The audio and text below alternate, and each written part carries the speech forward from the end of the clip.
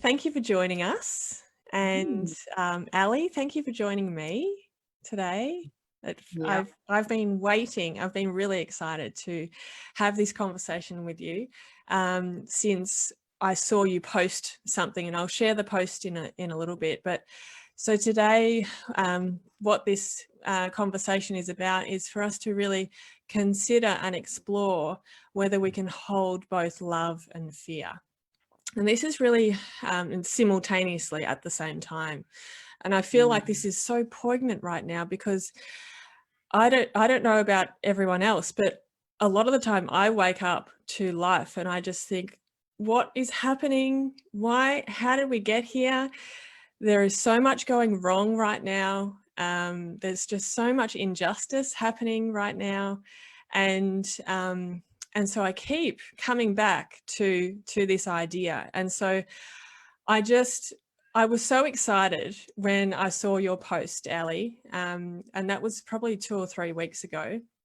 And so for everyone watching, Ellie's post was, and I just realized we haven't really introduced ourselves, but we'll get to that. That's okay. So Ellie's post was like just a Facebook post. It said, rather than fear versus love, which, you know, a lot of us have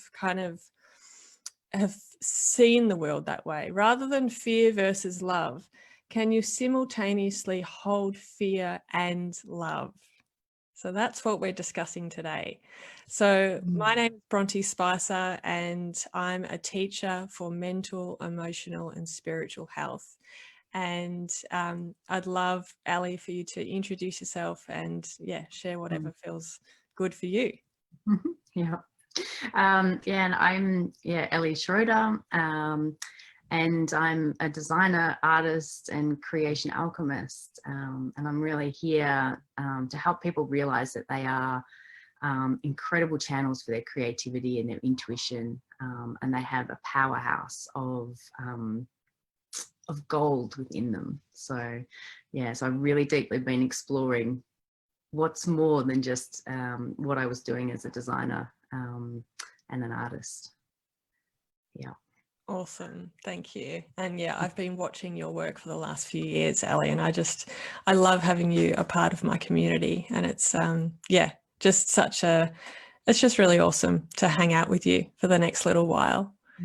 So can we start with, what can we go to the point where you put this on Facebook, this post, rather than fear versus love, can you simultaneously hold fear and love? So, and in bold, because it's like, it's one or the other. You can't have both. Like where I don't want to put any, too many words into your mouth, but for me, like my spiritual path has always kind of shown me that we are love. So when we're, it has to be fear or love. So can you just share with us where you were at, what kind of happened for you to have this urge to put this post out on Facebook? Yeah. Well, I mean, given the current circumstances, I was really at a loss why the choice for so many was fear. And I guess for me, I was trying to figure out, like, there are some people that might spiritually bypass and go straight to love. But I was looking into that idea of, well, holding the opposites, because I know about opposites. Where there is one, there is always the other. So how could we hold both of them, acknowledging that the fear is there and not skipping it, but how do we move into the love? And I felt like holding both of them at the same time is how we can perhaps disempower that fear and empower the love. And it was just something that kept swirling around in my head, that it wasn't as black and white as choosing one or another. But it felt, at the time I was just trying to process and trying to figure out, like, why do so many people choose the fear? And, but how can we move into love? And the quote that keeps coming up in my head, and I don't know it off by heart, but Marianne Williamson, who talks about the return to love, and how we so often actually fear our greatness and moving into that light and love place more than the fear that we're sitting in.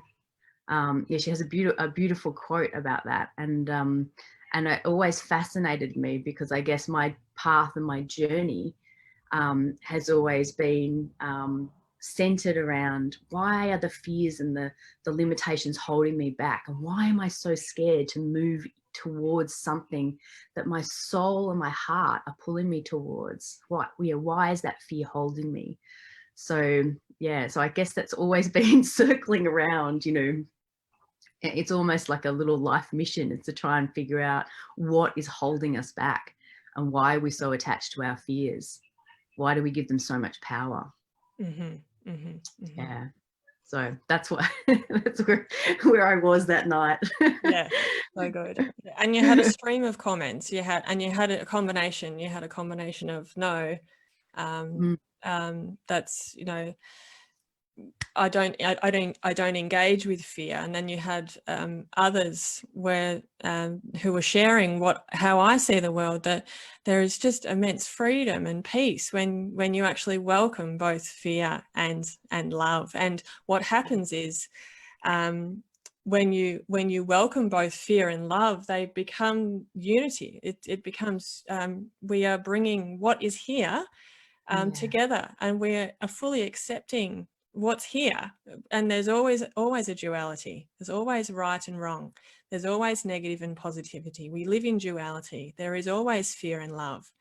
And so what I realized that, and I realized it, I started to realize it around my work was shifting and changing, in that I used to be a spiritual healer that would release blocks and clear energy and clear density and clear blockages from people's energy bodies. Yeah. And intuitively, my work was shifting and changing, in that I was being invited to take my clients to the density and to the block. And rather than me trying to release what's there, because I was also having people come out of client sessions and I would tell them, you know, yep, that's cleared, you know, but they're like, I have no reference point for that. Like, yeah. And they'd go about their day, and their fears and core beliefs and problems and issues would come up again. Mm-hmm. So what I was guided to was to take my clients to the block and welcome it and love it, and see that this block is here as a teacher, and it's this is a part of you, and this is where the freedom lies. Rather than trying to resist what's already here, we love it and we welcome it and we own it. And I think and I'll speak a little bit about me personally and how I transformed my own 20-year bout of depression through this process. But it's, you know, we say that we acknowledge our feelings, but we're very quick to, yeah, I know it's there, but this is where life is, and I want to be here in the positivity. And when we do that, we're escaping what is here. There is always duality. There is always pain.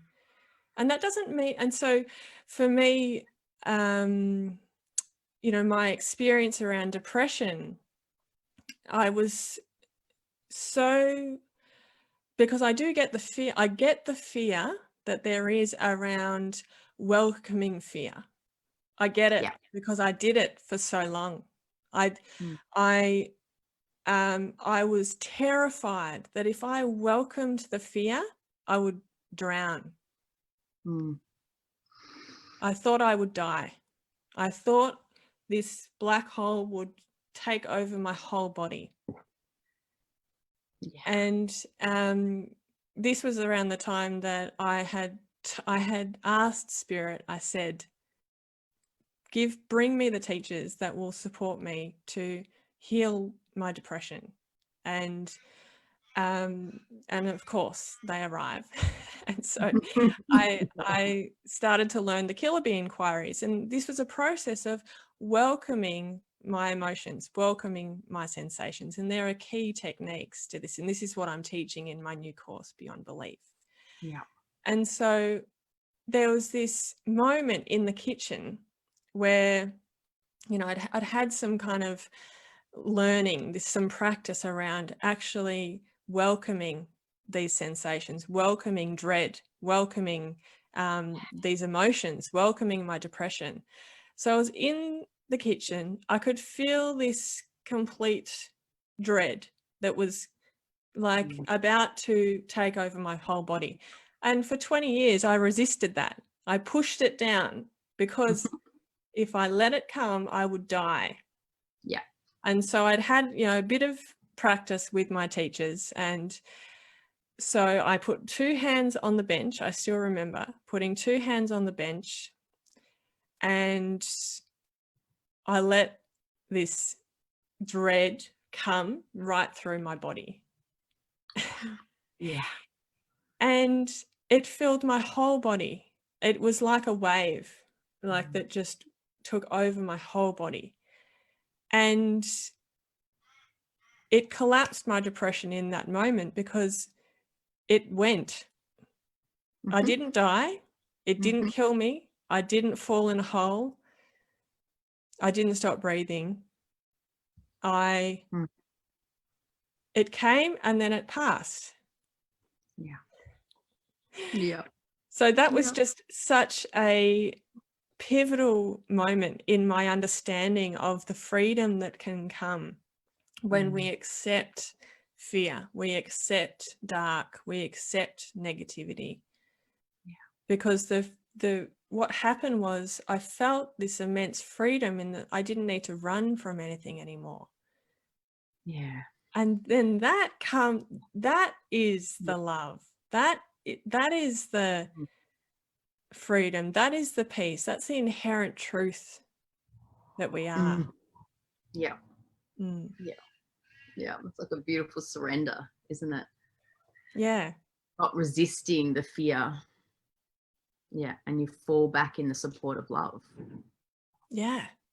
Yeah. Exactly. It just holds you. Yeah. It's beautiful. Yeah. Yeah.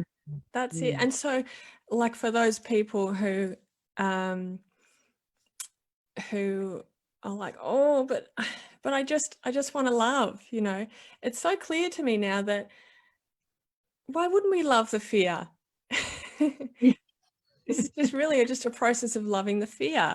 Yeah. Let's love the fear. Yeah. Yeah. It holds the gift. It holds the gold. It's like the gold that will empower you and transform you is wrapped in this fear. And until you unravel and look at the fear and pull it apart, yeah, it's, you know, you're holding your gold and your gifts within that fear. It's, yeah. And so you're not going to find that gold. You know, you're literally mining for gold when you're looking for those fears and letting them be and letting them have a voice, and then seeing the beauty of why they're in your life.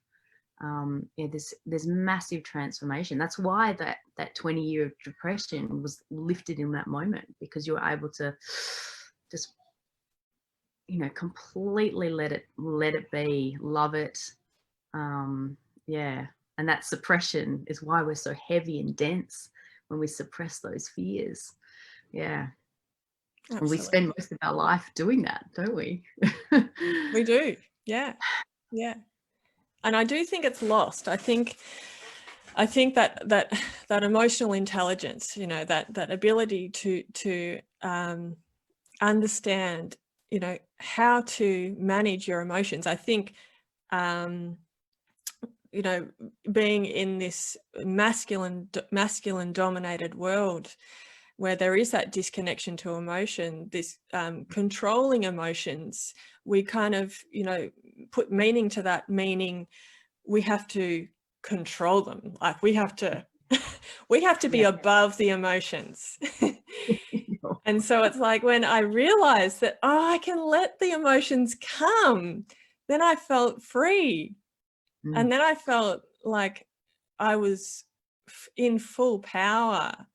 I didn't have to hide. I didn't have to run. I could just be here. Yeah. I didn't have to try and fix anything. And this is where I want to speak more about how do we apply this wisdom, this understanding, these insights that we've received with the very challenges that we're faced on a daily basis. And so, you know, for me last year, it was complete terror around 5G. Like I was terrified of being alive wherever there was Wi-Fi. Yeah. And this year, for me, it's been terror around vaccinations. It's been terror around wiping out humanity and bringing in artificial intelligence. Yeah. It's been a terror of we're losing the heart of who we are. Yeah. The destruction of the environment, the complete obliteration of sacred sites across Australia, the continuation of just complete neglect for our Aboriginal people. Yeah. Like that, I feel so fully in my body. And so I'm wondering, you know, how do you bring what you know about this holding both fear and love? How can you apply that to these very real scenarios that we're facing today? Yeah. It is an interesting one because these scenarios seem so much bigger than ourselves, that it's easy to fall into that despair of I can't make a difference, I can't help. And what I've come to realize over you know these last few months is that me being in that despair isn't helping anybody, myself particularly, but everybody around me, and knowing particularly that my energetic fields, so I learned a lot about the science of intuition, so knowing that my energetic field affects, it's measured perhaps to 6 feet wide, we don't know, it could be bigger. And so what I realized is that me tending to my own fears and beliefs was the first and most vital thing that I could do, because that would help me and my family, and then it could just keep extending out if I'm not holding that fear and suppressing it. Now, they're very big issues, and so the way that I tackle these big things that are triggering me often is what I look underneath. What else is that saying about me? What else is that saying? And very often when I get underneath, it's for a lot of these, it feels like I don't have control. That was a really big one. I feel like I'm powerless. So for me, I've been doing a lot of work around that. Like, how can I get my power back? And what I found is that when I'm falling into the fear of the helplessness, then I've given my power away. And I've forgotten, you know, that love as well. I've sunk deeply into the fear. And I guess there's one thing to be in that despair and like fully in, like I'm fully feeling my emotions. But there's a point where I make a decision around whether I'm going to move out of that. What am I going to do with that feeling? What am I going to do with that fear? And yes, express it, feel it, but then there's a next step. We take action. We move into a place of power. That fear of lack of control brings out a bit of a warrior in me, to take action, to feel empowered, to feel like I have the resources to make a change. You know, all of that sort of thing. So I feel like it's on a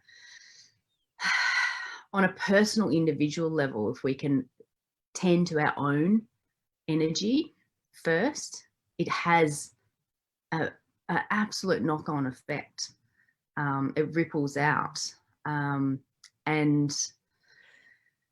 I guess, and then I just have an innate trust that is just going to keep keep moving and keeping that energy. I just feel like we don't need any more people dropping into the fear right now. But there definitely is a place for taking action and speaking our truth and feeling brave and courageous enough to speak the truth of what we are feeling, of what we believe, because that is another way of being in our power, of not feeling like we're under control and we can't have a voice. So, you know, there's like lots of multiple levels here, and I like to move through.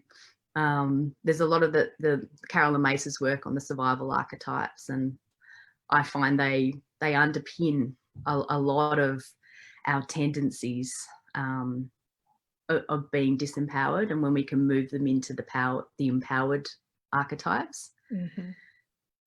Yeah, and that's the process I've been working on. But I always work out what's the main thing that I'm being triggered by, and then what's underneath it, because it's always something quite deep survival fear.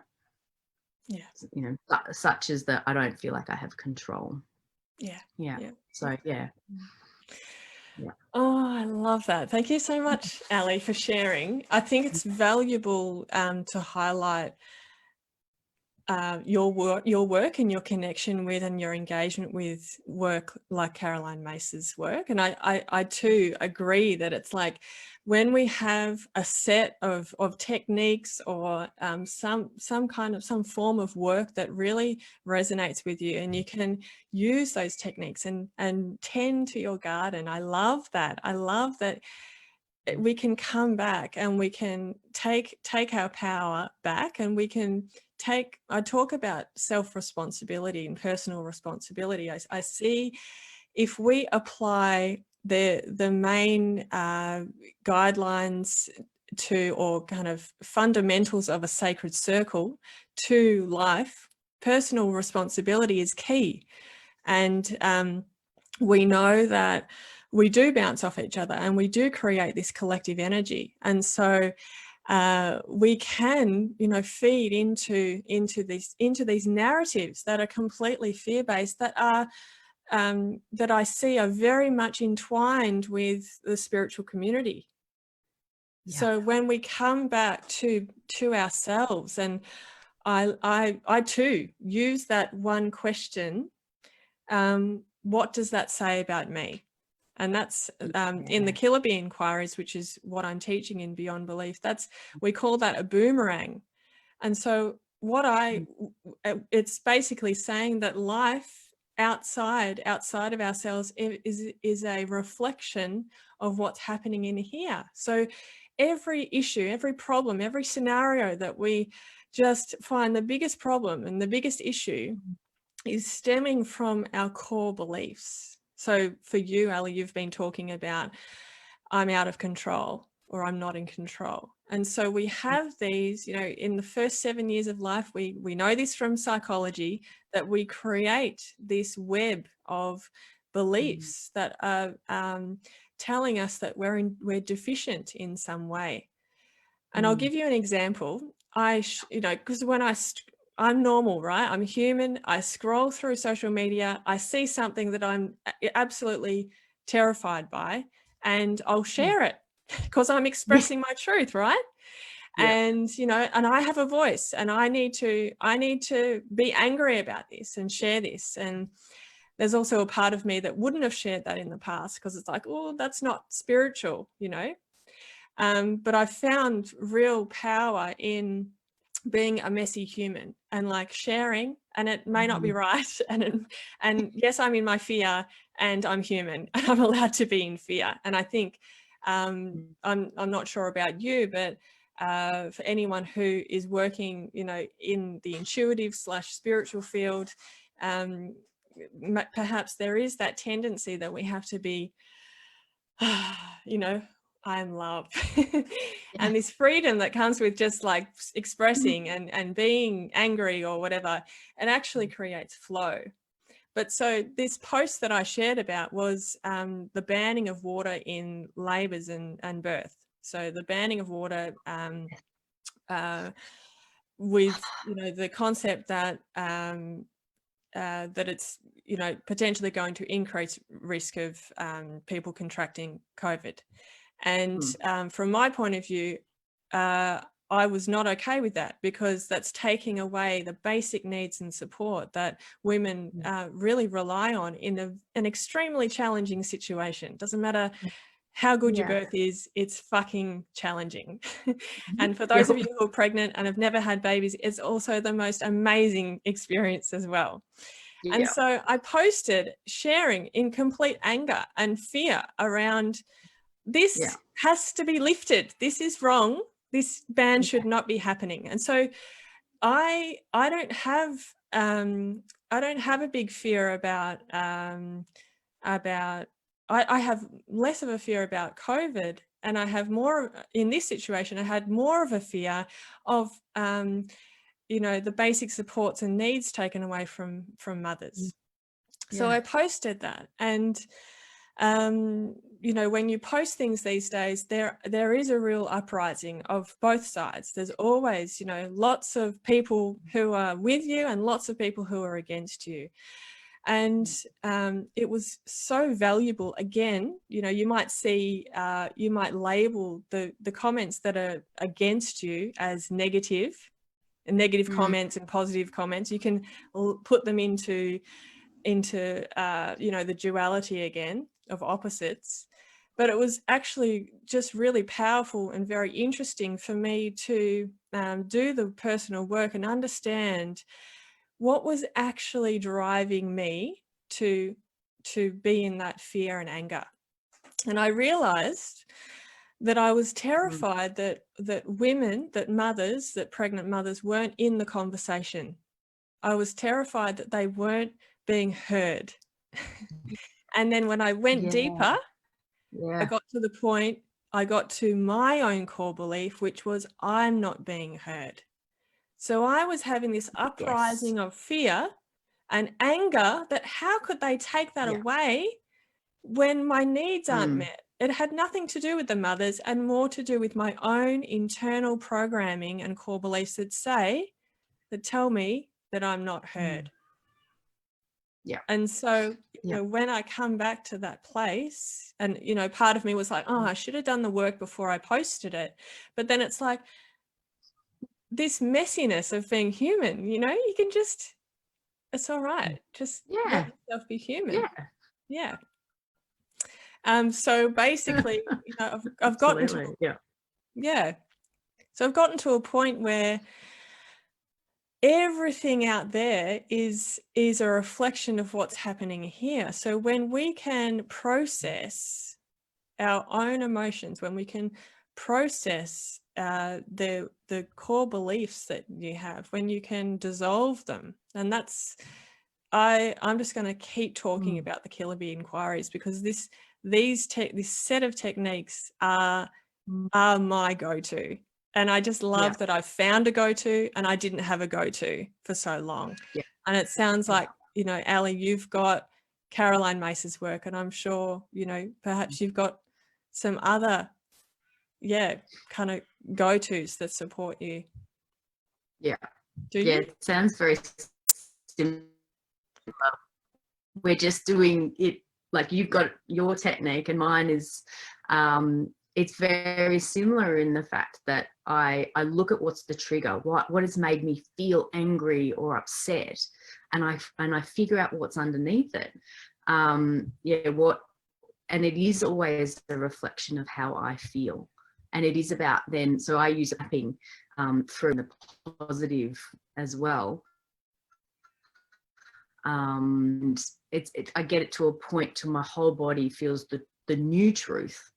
Rather than the limiting belief or the fear, I get to a point where I feel the new truth. Whereas in the past, I was taught just to identify the fear and then just transform it into love, which worked for a little bit, but the fear would always come back. But it was about really getting to that core. It's like there's this core and a thread that you need to pull to unravel the whole lot. And so that's why I feel like it's, you know, the same as your method. It's getting to that deeper layer of what is it within me what is it within ourselves, because when we dissolve or remove that or shatter it, that's when it unravels the whole lot, and you can really transform it. That's when we get the miraculous healings within ourselves, or that, you know, that crazy new empowerment to do something we never would have done, like share our truth, or you know, those sort of things. So, and yeah, for me, the technique built over many different teachers, until I found something that felt true and active, and it was about really, really identifying that fear and figuring out the best way to deeply feel that fear within me, but also to be able to remove my attachment to the fear, because sometimes sometimes there's a subconscious reason why that fear could be keeping us safe. For instance, speaking the truth. That could, if we speak the truth, upset our family and friends. We could be, you know, for us. We're not standing in our power. We're not standing in our values. We're not standing for what we believe in, and we're not having a voice. So we need to sometimes look at, like, why might we be holding on to that fear and hold it and keeping it and not willing to release it. And sometimes I do that too. I'm like, why can't I release this belief? What is it, value has it got on me that I need to look at? And when I can identify, that's yeah, I can compare and go, well, that actually isn't of value to me. And if I let it go, on the other side of that is something greater. And then it's almost like I release my attachment to the fear, and then I'm able to attach to, once I've released that fear, that new, you know, which is moving into the love, I guess. Does that make sense? It does make sense, yeah. And you're breaking up a little bit, but we got most of it. Yeah. And we got the essence of it. So when you say new truth, do you mean that are you referring to love? Yeah. I feel like every time we move into that new truth for us, because I think we can have an old truth and a new truth, but when we move into that, it's like it's moving into what our soul and our heart was pulling us towards, and we're not listening to perhaps you know, outside fears or outside people's fears. We're not taking on anybody else's stuff. We're saying what's true for us, true for us, and following that. That makes sense. It makes sense. Yeah. And you spoke about emotions, I think. Like, how do you actually, like, let yourself feel emotions? What do you do, like, on a practical level? How does that actually look for you? Yeah, I've found one of the best ways, it's either I'm in the emotion at the time, and I feel like it's important sometimes to take myself away. Like you said, you put your hands on the bench. You took a moment for yourself to just go witness that it's here. But sometimes that moment isn't there, like to take yourself away, to be with it. And so in those times, it might be churning on in my head. I'm annoyed, I'm angry, whatever. I'll either find a place where I can just, like, blurt it all out privately, or journal it, just to get it all out. It's like releasing, particularly, you know, if there's a lot of things, and I find intuitively words come out of my mouth, or words get written on the page that I didn't even know were there, that I didn't even know these beliefs. But of course there's other ways, like movement. You know, sometimes there's some music or songs or something I can put on to help move, shift, feel. But I also love EFT. The EFT for me, you know, even though, you know, whatever fear it is, I completely love and accept myself. And then I intuitively tap through everything, and all this stuff comes out, and I can feel when I've got to the core to it, because my whole body, I can feel fear for me rises from the pit of my stomach and up. And I can tell when I've got to something. And I can also tell when I'm trying to speak a new truth for me, like I'm trying to put in a new belief. If I don't believe it, I can feel that again. And if I can feel that rising from the pit of my stomach, I'm like, you don't believe that yet. You don't believe that truth yet. And so I keep saying it until I can believe it, until I can really, you know, but then sometimes I need to go back and go, why am I holding on to this belief? Why can't I move into this new belief? Yeah. And then you go back into that inquiry. Yeah. Good. So, yeah. And people can do it whichever way they want. I like sometimes journaling it, because it's like the pen has a world of its own, or a mind of its own, and it expresses stuff I didn't realize. It's almost like sometimes I can't process it in my head, but speaking it out loud or writing it down has less. It's like my mind doesn't control it as much. I don't know. It's yeah. So can I challenge you? Yeah.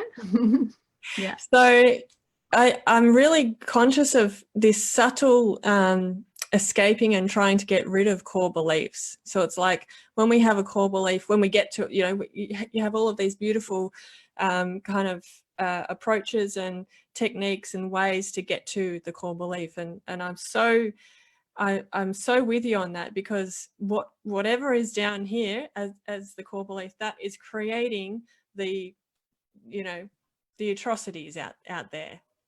So there is, you know, and again, this is going back to how I used to do my intuitive energy work. It'd be like, right, we found the problem. Now we have to release it. We need to get rid of it. We need to dissolve it in some way.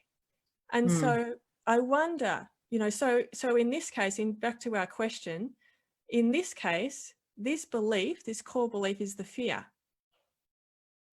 Yeah. It's the thing that we want to, it's the dark, it's the negativity, it's the thing that is in our way.